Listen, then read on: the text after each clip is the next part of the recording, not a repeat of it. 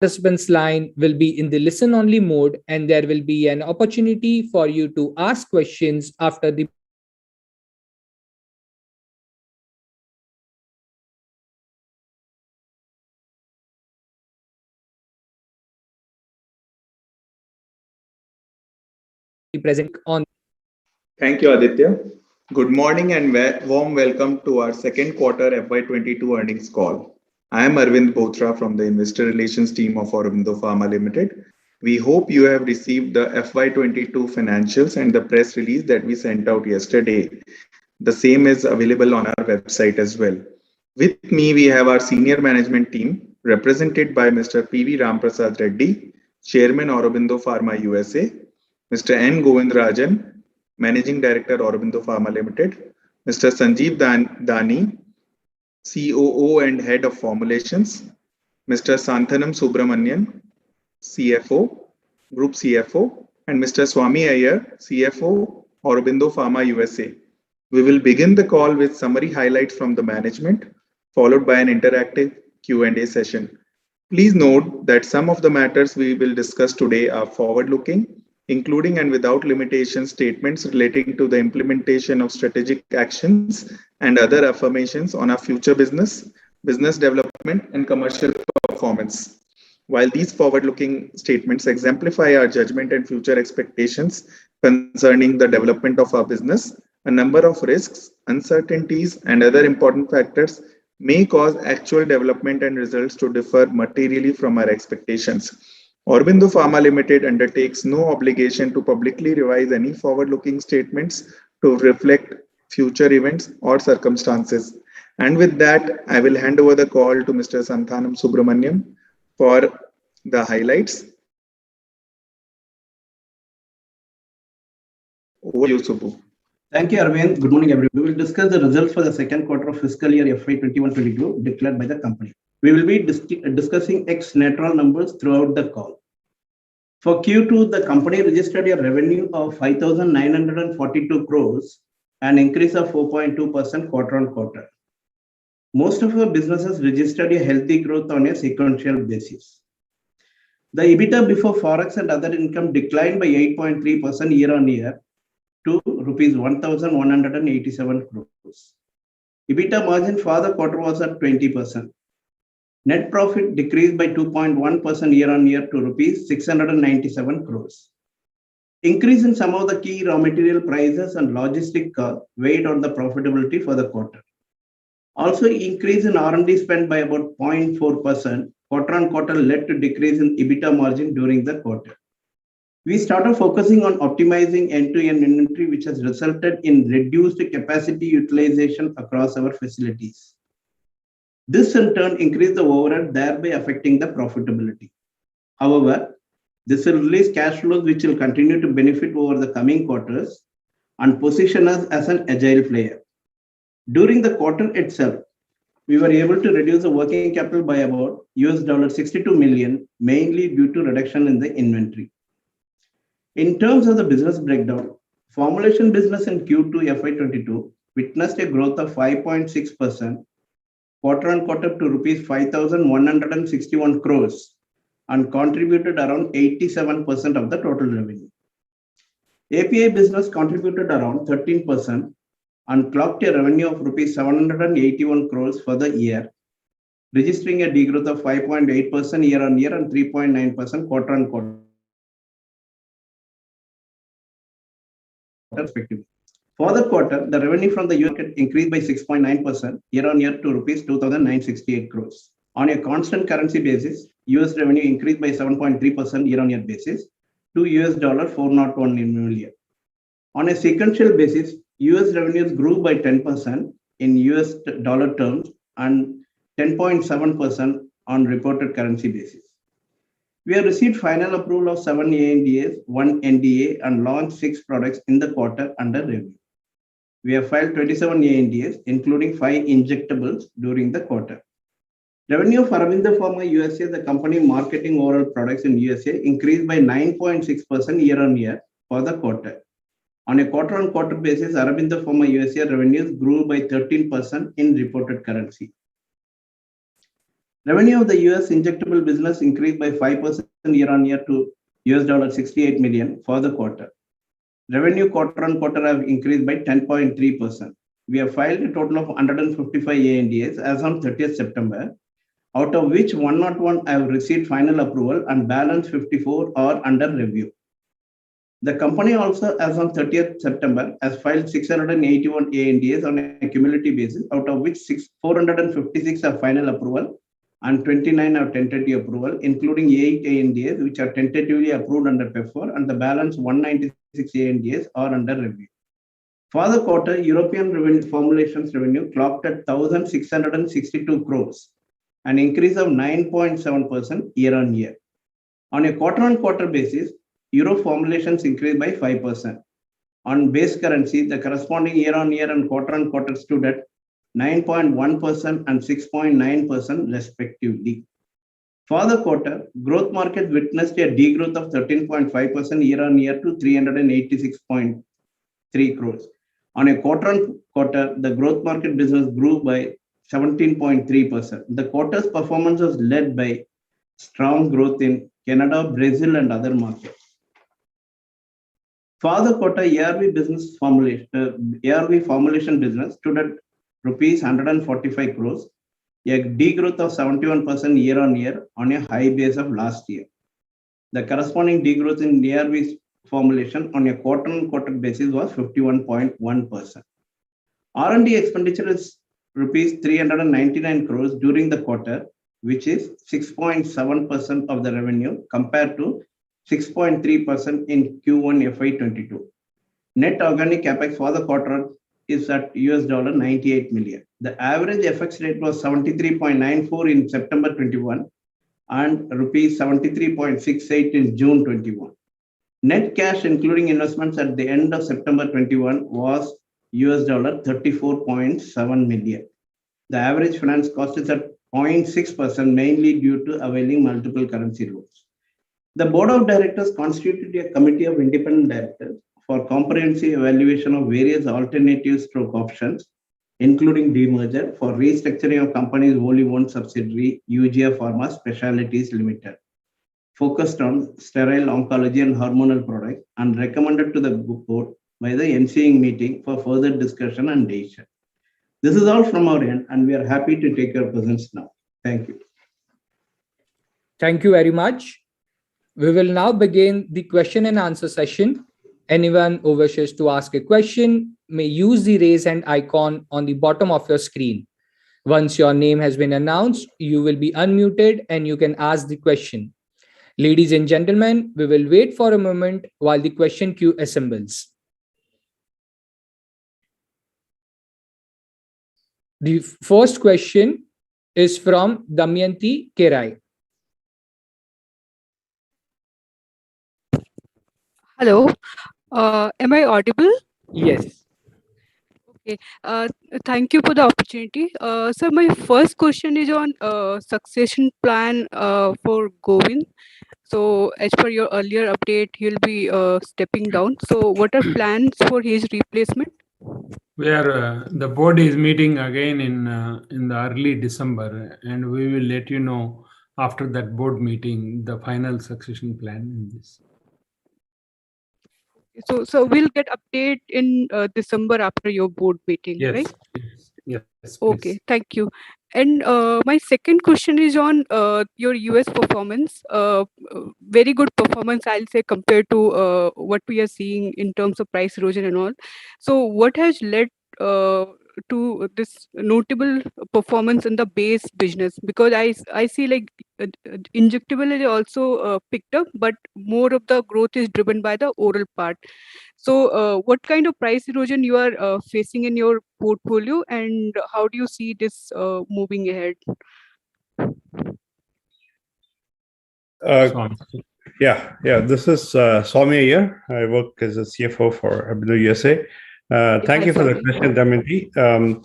The US business has grown largely with the oral solids registering significant progress in terms of volume. However, like you said, there has been price erosion, and we have had fairly good growth across all the therapeutic segments.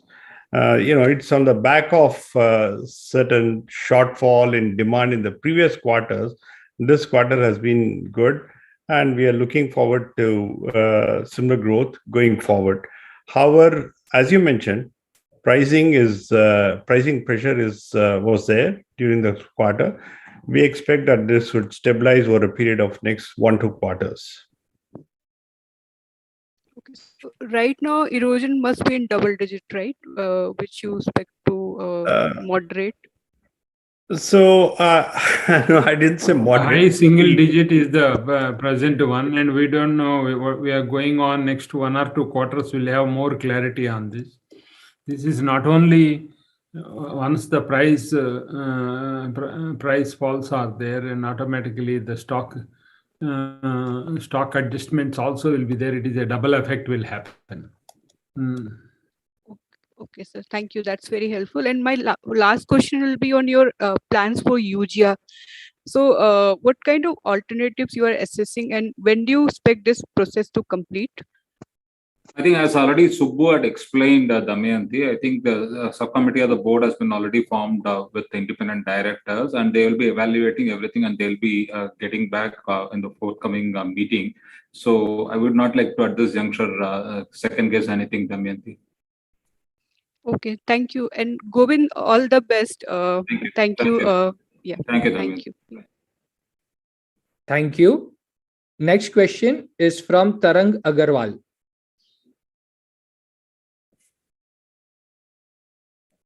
Hello, sir. Good morning. Couple of questions from me. Firstly, on the injectables business, at about $68 million, it's still about 15% behind the 77 million run rate, which we reached pre-COVID. What's driving this, and how should we see this moving forward? I ask this because, you've had about 23 approvals in the trailing 12 months. And still the current run rate is not close to pre-COVID levels. So how should I see this moving forward? Swami, I'll take this. I think if you remember, we have clearly said that we are confident about our medium-term aspirations of reaching the 650 to 700 million revenues by FY24. So obviously, this will be backed by our pipeline and continued efforts to improve our market share. What I would suggest is, Tarang, not to measure it on a quarter-to-quarter basis. On an annualized basis, if you go through this particular period, definitely we are confident about achieving whatever we had already mentioned. Got it. Thank you. There's a line item in the cash flow which talks about amount paid for business acquisitions to the extent of INR 5925 million. What would this be regarding? Because if I recall, your OTC brands and ANDA acquisition was for about $104 million in last quarter. Subbu?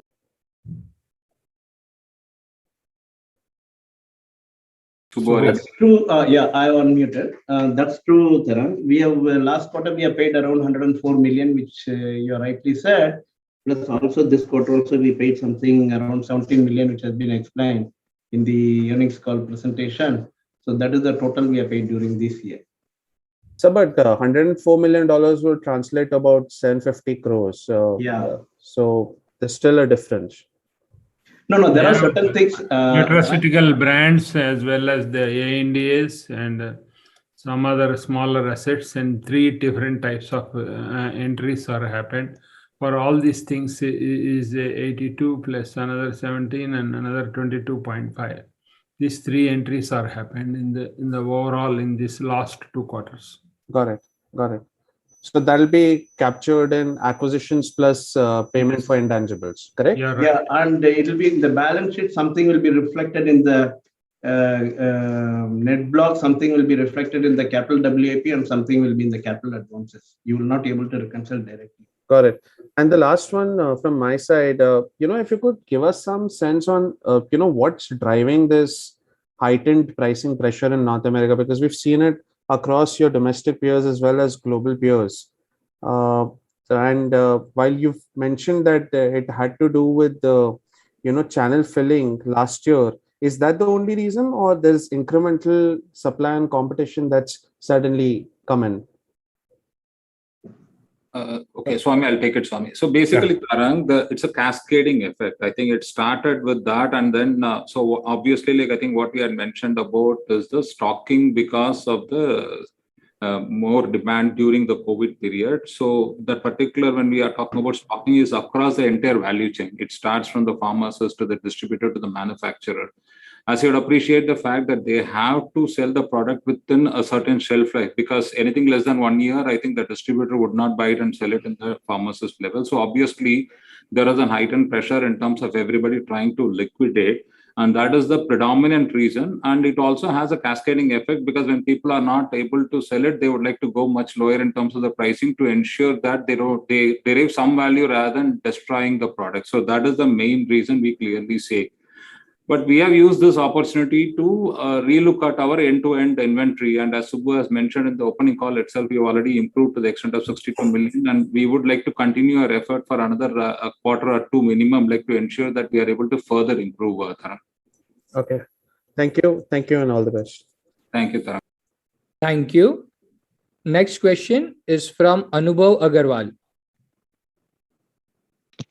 Yeah, hi. Just one clarity on the US business. So is this a new base that on which we should only grow from here, in the sense that there are multiple tailwinds for us? Injectables are yet to normalize, cyclophosphamide yet to contribute, yet to get full contribution from several ANDAs. So this $400 million, can you, I know difficult to say, but what's your confidence level? Is this a new base for us? I think I would maybe go ahead, sir. Go ahead, sir. Maybe this maybe we cannot tell this is the base, but we want to see one more quarter as a safe side. So then we can tell where is the base in this whole thing. And as you told, the price erosion and self-stock adjustment, both in orals and ARV, and ARV side also, a lot of stocks are piled up in various levels, and injectable tapenem or something. So there is a lot of things that happened last 1 or 2 quarters, other than the expenses increased by the utility expense like coal, or other than the raw material and whatnot. Everything came in 1 or 2 quarters. No, I appreciate that. My question was only on the US. Yes, we can tell you after 1 quarter. Yeah, Anubhav, I'll put it this way, to add to whatever Mr. Reddy said. I think as he clearly explained, I think to add to your point that injectable and other divisions would start, like I think you can consider that as a base. But then for oral, as Mr. Reddy rightly said, we may need to wait for another 1 or 2 quarters to see whether this is the bottom or it would even go down a bit more. So that is the reason we are trying to be cautious, Anubhav.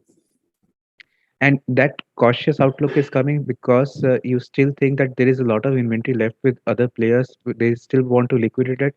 As you would appreciate, Anubhav, it would be extremely difficult to judge how much who's holding and how long they would like to, take to liquidate, as you would appreciate, because it won't be more than at least a couple of quarters is what our assumption. Definitely, we are the near end, Govind.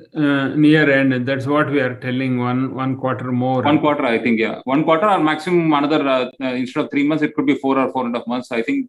Not more than, because the product expiry generally 24, average you take it 24 to 30 months. So it's already started from 20th 2020 June or sometime. And it ending now in next one and a quarter. And afterwards, the product can never be sold if it is less than 9 months or so. Okay, that's helpful. Second, what was the global injectable sales in this quarter across all geographies? So global injectable sales during the quarter is around $105 million.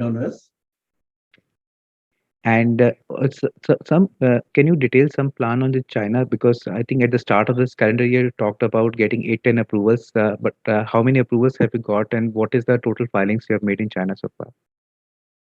Now we have filed around 28 products, and 2 products are approved. And we launched to 1 product we got out of 2, 1 we got the bid in the tender bid. And another one is a retail product, and we are expecting another 5-6 products approval in next 3 to 6 months, 3 to 4 months.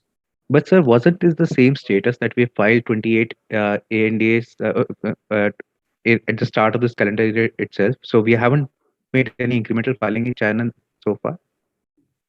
No, the ultimate filing from India and goes to China office and China filing.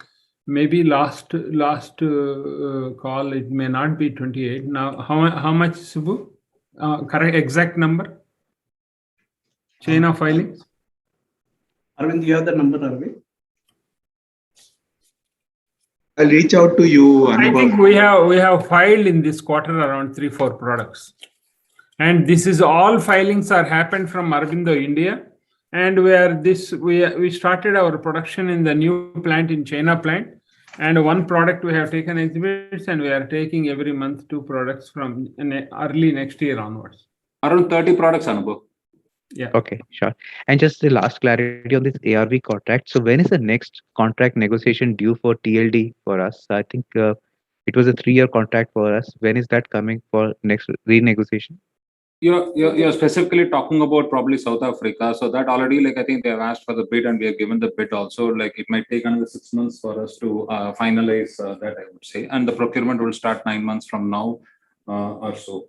That is as far as South Africa. But other agencies will keep continuing to ask for the bid whenever I think they liquidate their stock, Anubhav. What is the sense you're getting? Is this getting more competitive now? More players have come in the TLD market? Because more than the number of players, Anubhav. See, one thing we have to remember is whenever people come under pressure and when they reduce the price, and the price are not likely to immediately improve, I think that would become the new base. So it's not more because of the new players entering it is more because of the stock people are having, which they are trying to liquidate in terms of going aggressive on the pricing. So that is a challenge. Okay. Thank you, guys. Thanks. Thank you. In order to ask a question, please click on the raise hand option on the bottom of your screen. Next question is from Prakash Agarwal.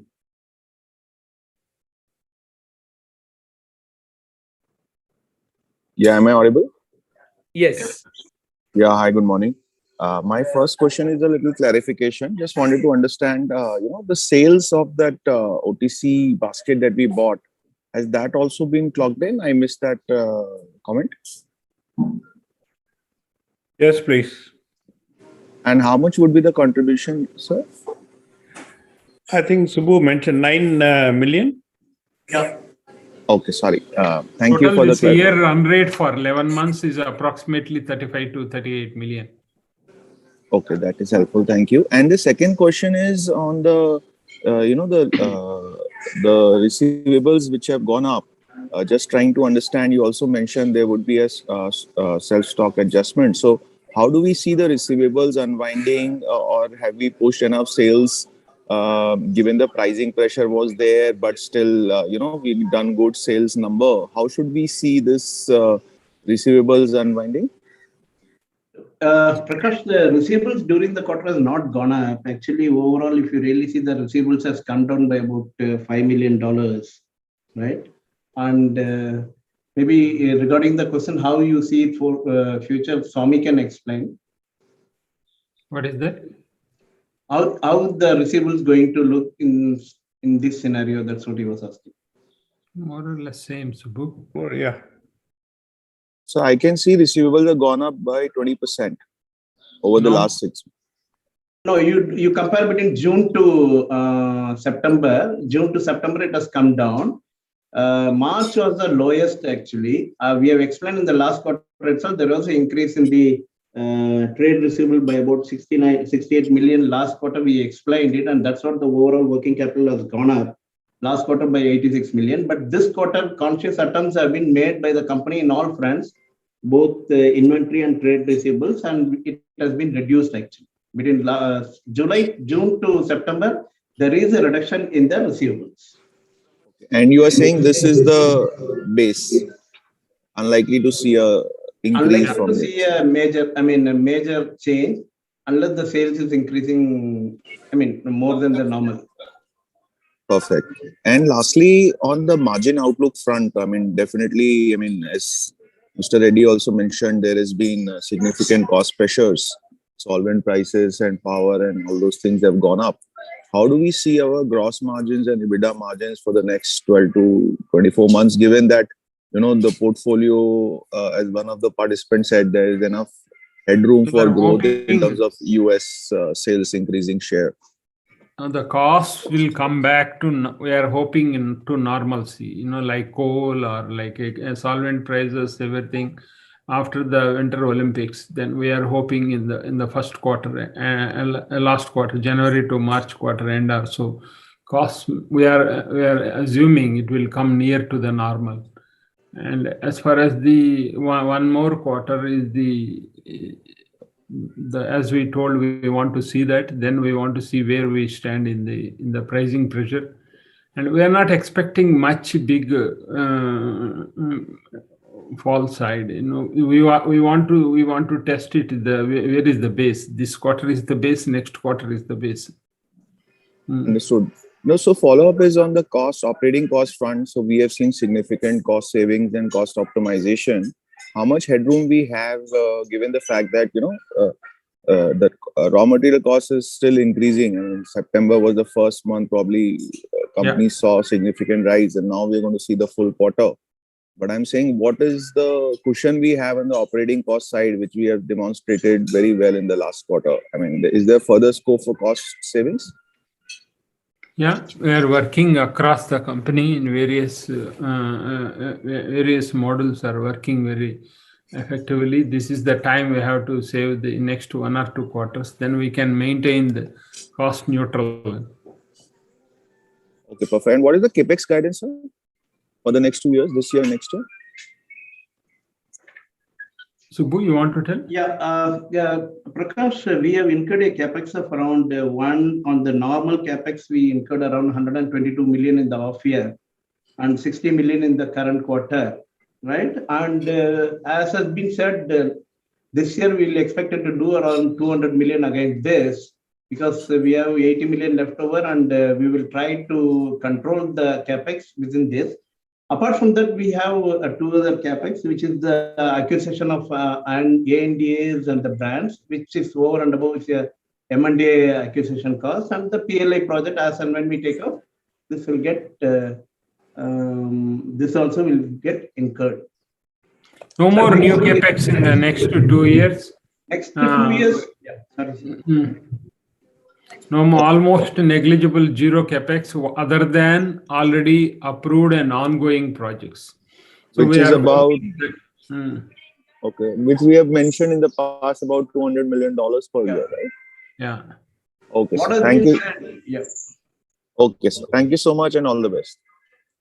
Thank you. Next question is from Shyam Srinivasan. Morning, and thank you for taking my question. First one is on R&D. It's gone up this quarter, and I also see quite a lot of filings, about 27 filings, at least in the US. So what are we filing? The frequency has picked up, so which is what I'm trying to understand. And did it get bunched up, or have we moved to a different level of R&D filings? No, I think we are still maintaining the same level of filing what we are committed earlier. Like I think around 40 to 50 filings per year. Like I think sometimes you cannot measure it on a quarter-to-quarter basis. Got it. Govind, just to the quality of the filings as well. I know I can see 5 injectables, but if you could share any color on, or is it the regular stuff that we've been updating us on the different kind of filings we have? No, I think as we move forward, it would be more skewed towards complex over a period. I mean, our injectable and complex would be like more as we move forward. Like currently, like I think I would say, as you rightly said, around 20% is 22% is like more in terms of injectable. But as we move forward, like I think it will be more skewed towards complex in the future. Got it. The second question is just on capital allocation. We have paid a dividend this quarter. Just want to understand how should we look at capital allocation. What are some of the priorities that we have? We are a little bit net cash, but maybe we'll generate more cash. You made the comments around capex. There is no incremental capex other than what's going on. So how should we look at capital allocation? No, I think the capital allocation has already been, as we had defined in the past also. Our objective is not, we are not looking for any large ticket acquisition, and our acquisition strategy is revolving around the two bullets what we had always maintained. One is in terms of like market penetration, and the second is in terms of any new platforms or any new set of products or ANDAs or any.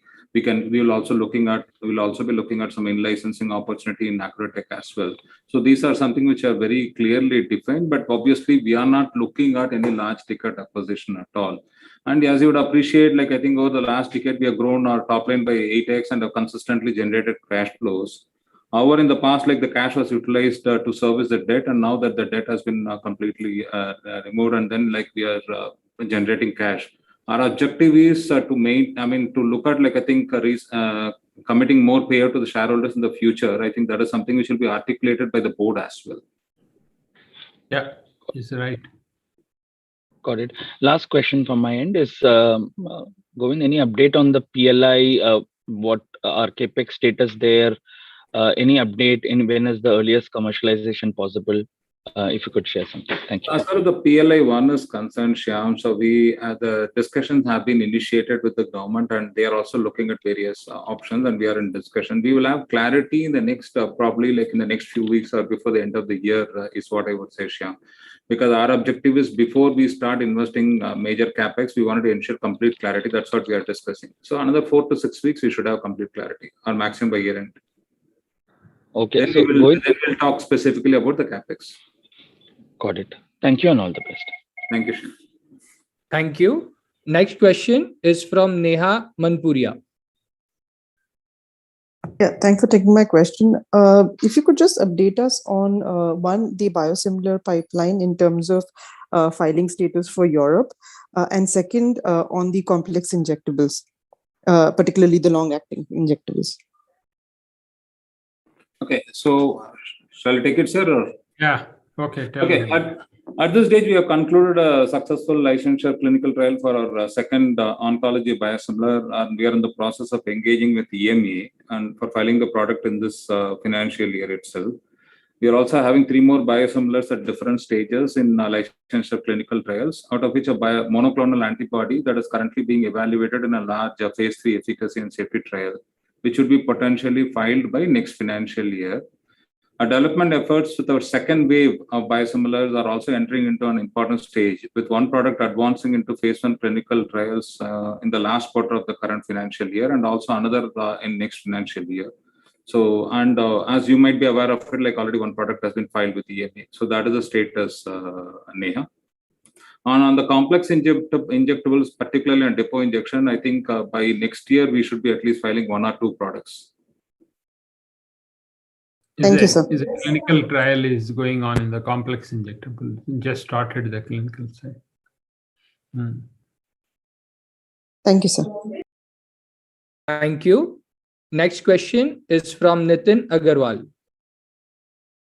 Hi, thanks for taking the question. Guru, just taking forward the PLI scheme that you mentioned now, with this delay which is there versus what was the early expectation, how does it change the arrangement for us for the incentive structure and everything? Nitin, I presume your question is on PLI? Yes. Yeah, so I presume, okay, let me just answer it. What I understand from your question is, like, I think since there is a shift in terms of the timeline, would your overall scheme also would get shifted? Is that the question, Nitin, if I understood it right? Yes. I mean, how does it impact our economics in this whole thing now?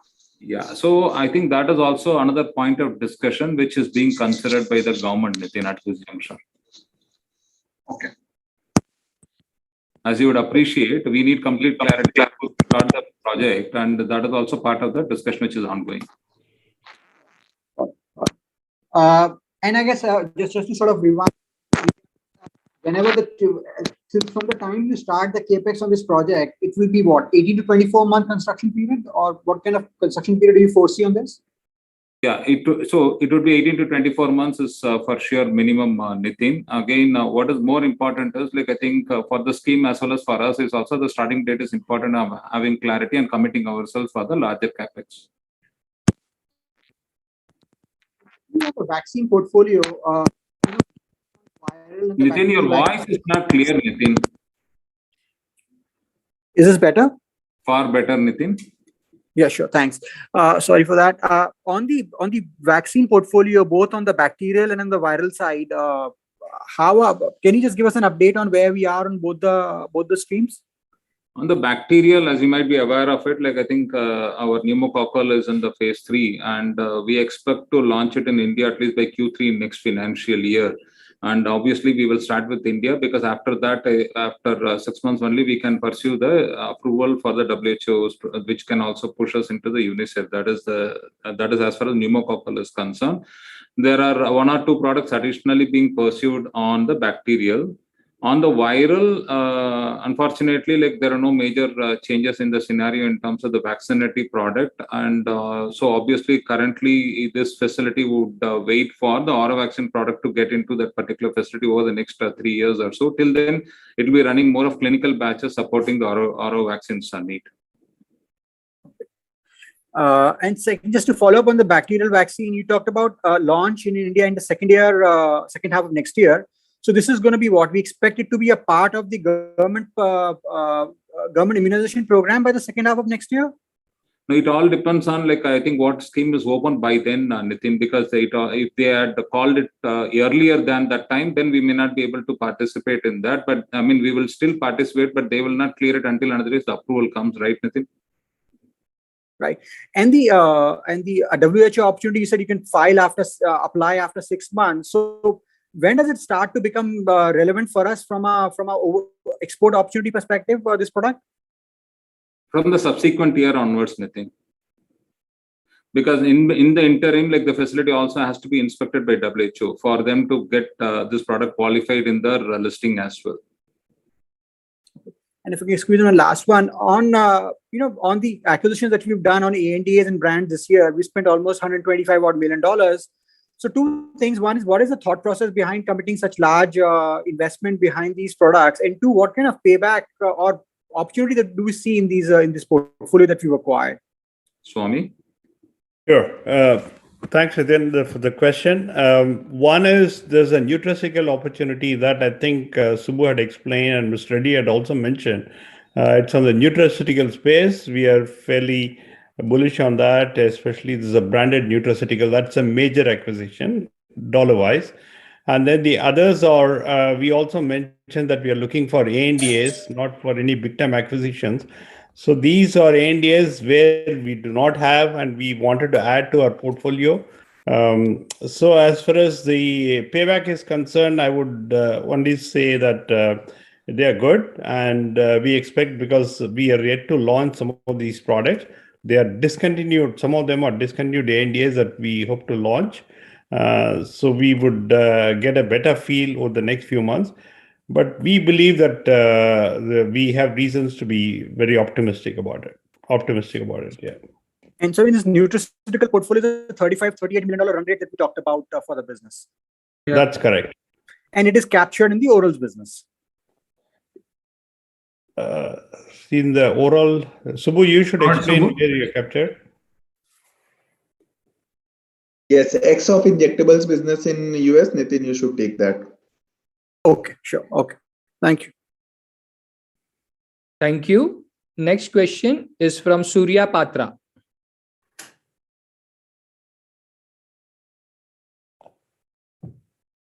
Surya, you have to unmute. Please unmute yourself and ask your question.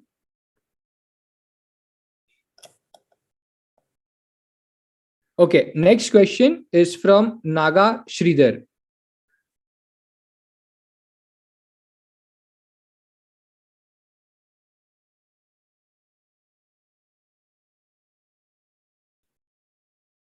Please unmute yourself.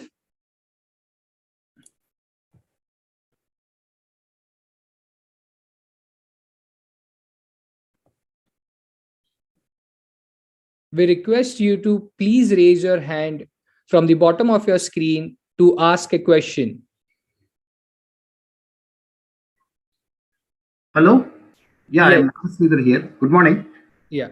I just want to get an update on your plans for COVID portfolio, please, including vaccine.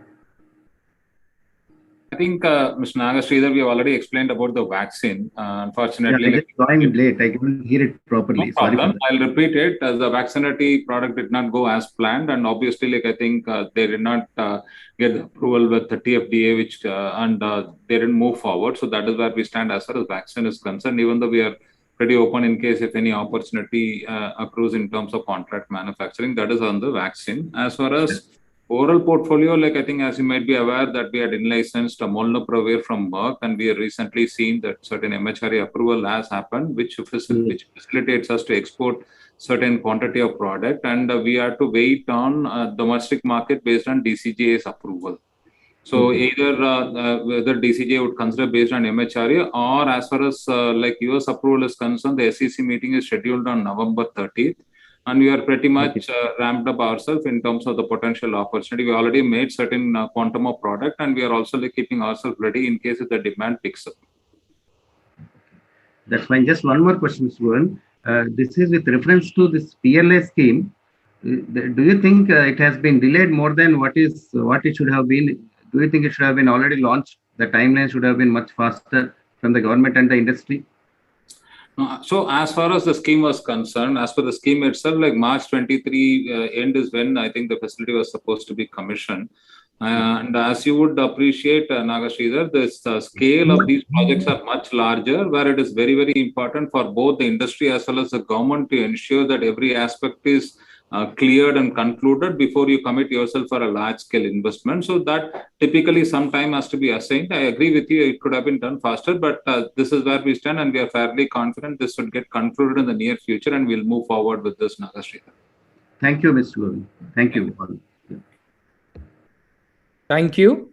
Next question is from Abhishek Kapoor.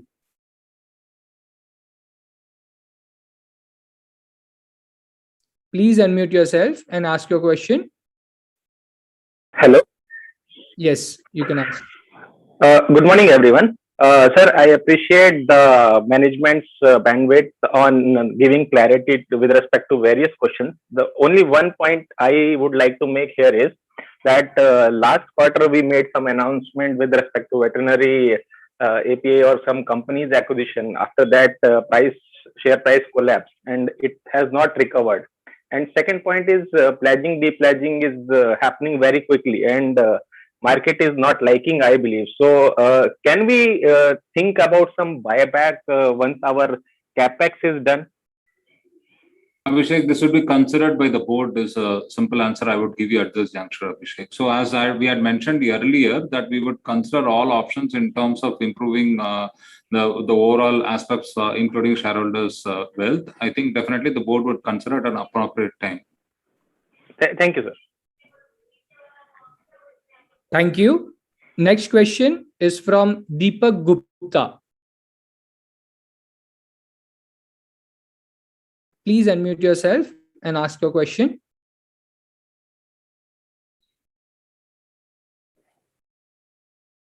Okay. Next question.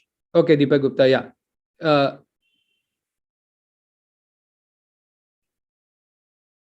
Mr. Gupta, are you able to hear us? Okay, we'll go ahead. Next question is from Vishal Manchanda. Thanks for the opportunity. Sir, my question is with respect to the injectable guidance, $650 to $700 million. So just wanted to understand if you are also incorporating the upside from biosimilars and vaccine into this injectable sales guidance, and whether this is a guidance for the global sales number? It is for the global sales number. As far as biosimilar and vaccine is concerned, they are not included in this as such. There can be always certain marketing arrangements, but the upside will be lying with the individual businesses. Okay. And second, on the ARV sales, so is this was this quarter kind of the base and it should move up from where it is, or there is scope for this to further go down? I think Mr. Reddy has clearly articulated, even for ARV, I think we need to wait for another couple of quarters, Vishal, because we don't want to assume that it has bottomed out. And the consumption in the ARV has not come down at the consumer level. It is more in terms of the last mile connectivity, and also because due to COVID, because of which most of the agencies are holding stock.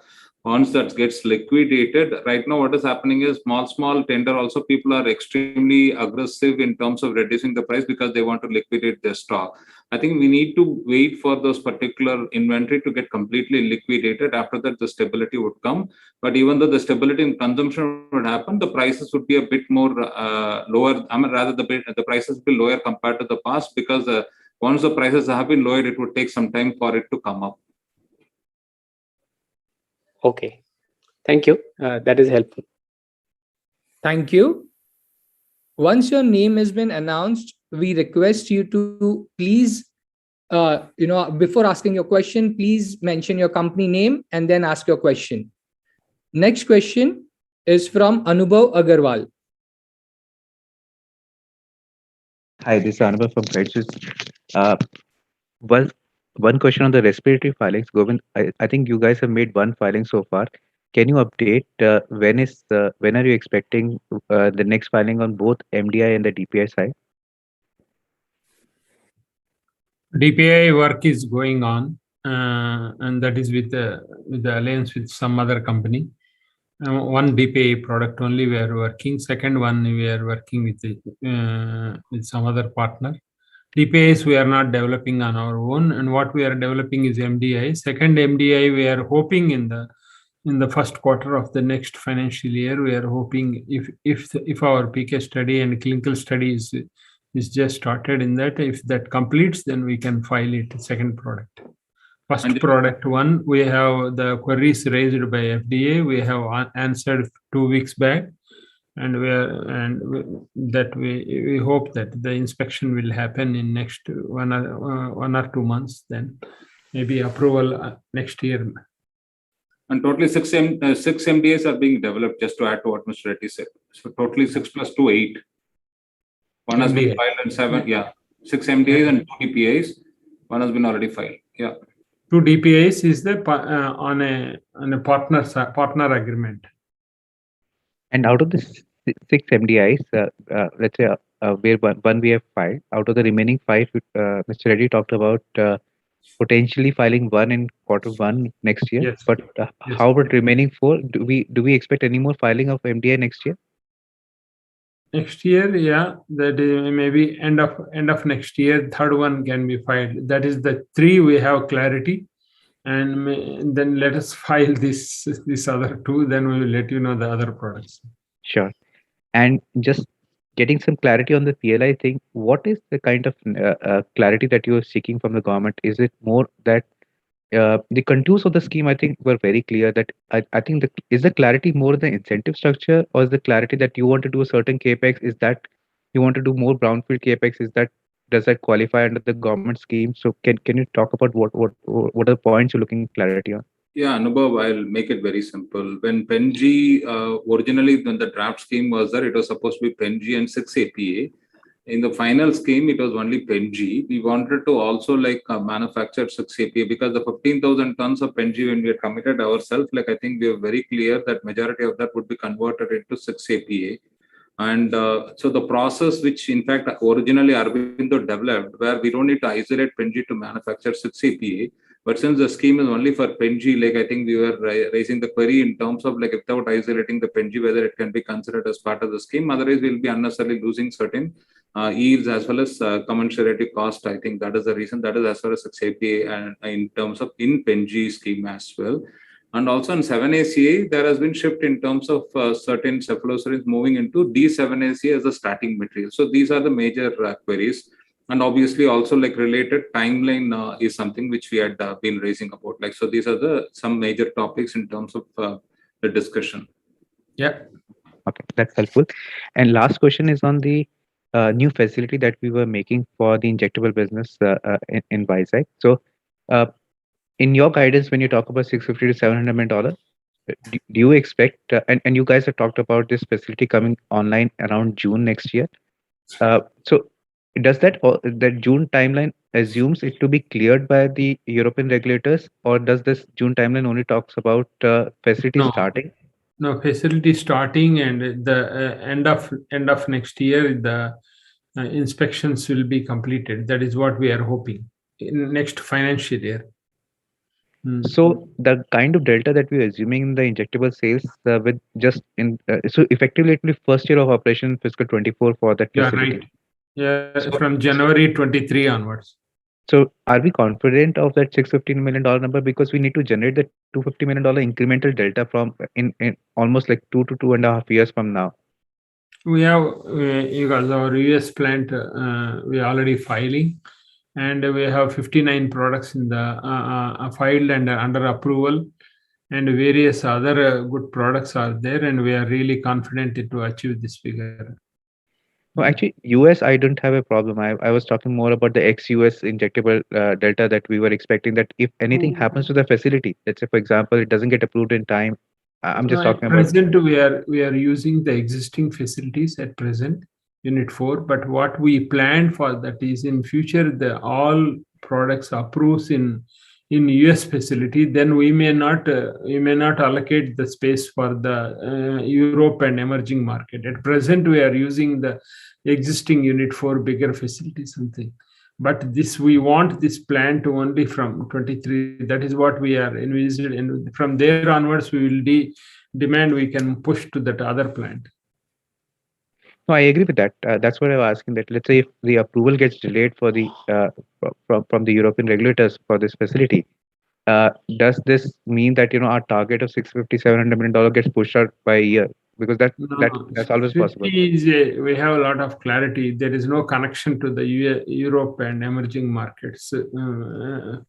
We have never calculated next to 2 years one. We have not calculated the Europe sale in that.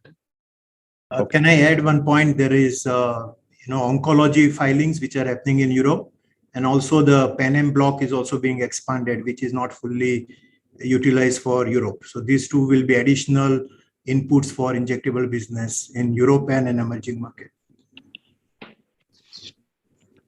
Thank you. Thank you. Next question is from Surya Patra. Yeah, thank you, sir. Thank you for giving this opportunity. Just on the again the PLI side, sir, wanted to have a sense. See, obviously we are in discussion with government to get some more clarity and all that. But is it? Do you have any sense, even after getting clarity and all that, what would be the cost difference that we can have compared to the Chinese competitors for this project?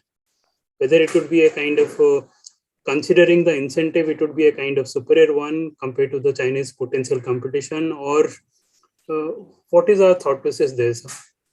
We're putting so big a plant, as Govind will explain in detail. When we put so big plant, we have done very good homework in this direction on these products. And Govind, you can continue. I think obviously, Surya, like we are going ahead with a clear consideration that we would be competitive.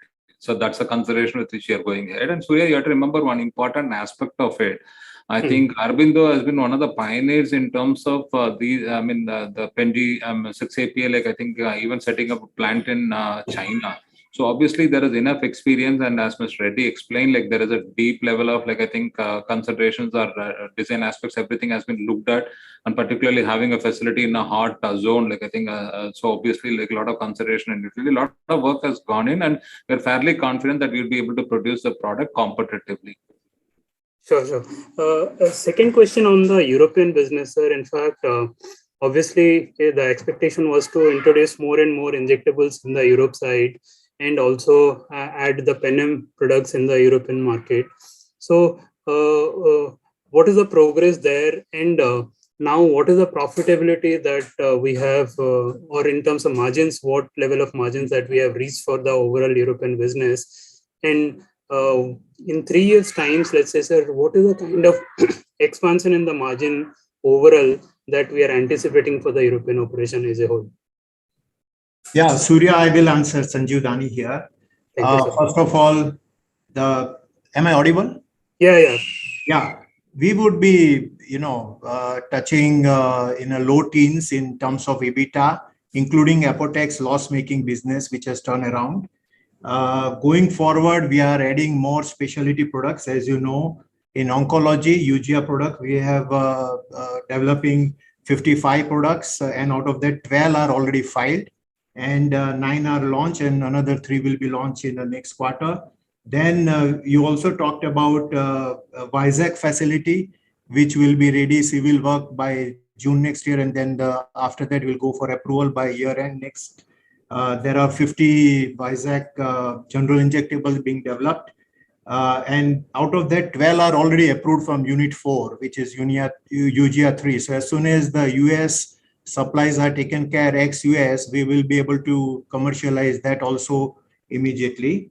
And then the Panem block is being expanded. Right now, we are not able to fully supply Meropenem, and we are buying from third party. No need of products, Sanjay. Okay.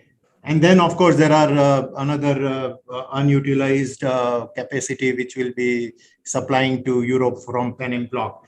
And cephalosporins are also being reactivated, and there is a lot of scope for higher strength of cephalosporin. So these are the three injectables that we are, 3 areas of injectables that we are looking to add the margins. And then you heard about biosimilars. We have already filed one, and another is being filed in November. So I think this is the overall specialty basket which are there. And we are also adding the day one products in terms of the oral. There are 200 products which are being developed, and there are a number of them are in day one. So overall, we think that we will be improving the margins going forward, even though I would not like to give the guidance on this part. Sure. Just last question on the Revlimid, sir. Can you give some sense what is your interaction with the innovator? What is are you expecting to settle the litigation and get a? We already settled the litigation, and we are also launching from 23 onwards. Some percentage of market share. Sure, sir. Okay, great. Thank you, sir. Thank you. We will take last 2 questions. Next question is from Paresh Jain.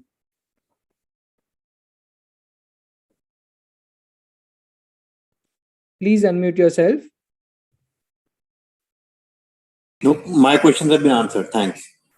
Okay. Thank you. Next question is from Mr. Venkat Gugnini.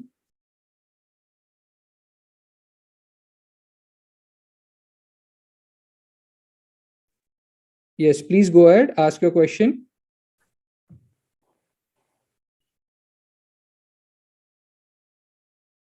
Mr. Venkat? Okay, we will take one last question from Mr. Nitin Agarwal. Hi, sir. Thanks for the follow-up. Just following up on the question around nutraceuticals, just if you can help us understand. See, we already sold off the Natrol business. So how different is this opportunity versus the business that you're doing with Natrol? This is branded business for a start. That way it is different. Whereas Natrol was not, it was more like an umbrella brand. This is specific brands. That's one.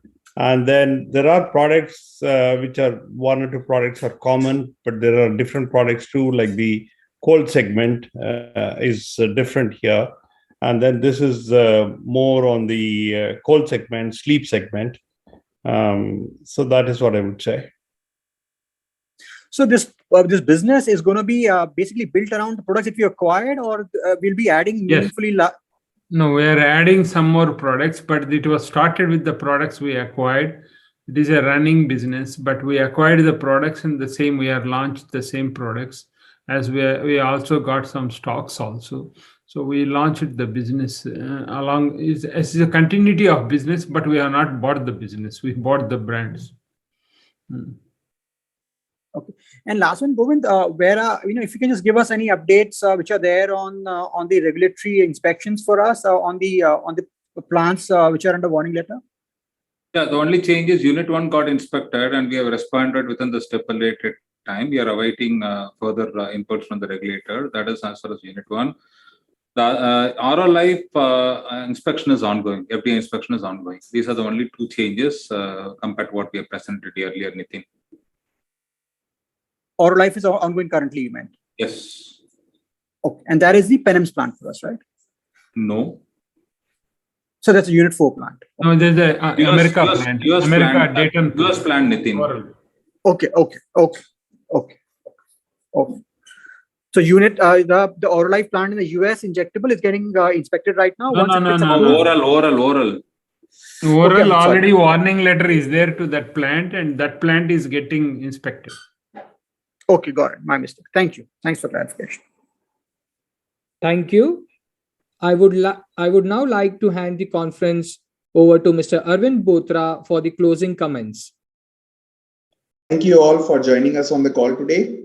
If you have any of your questions unanswered, please feel free to keep in touch with the investor relations team at ir@aurobindo.com. The transcript of this call will be uploaded on our website www.aurobindo.com in due course. Thank you and have a good day. Thank you. On behalf of Aurobindo Pharma Limited, that concludes this conference. Thank you for joining us, and you may now disconnect your lines.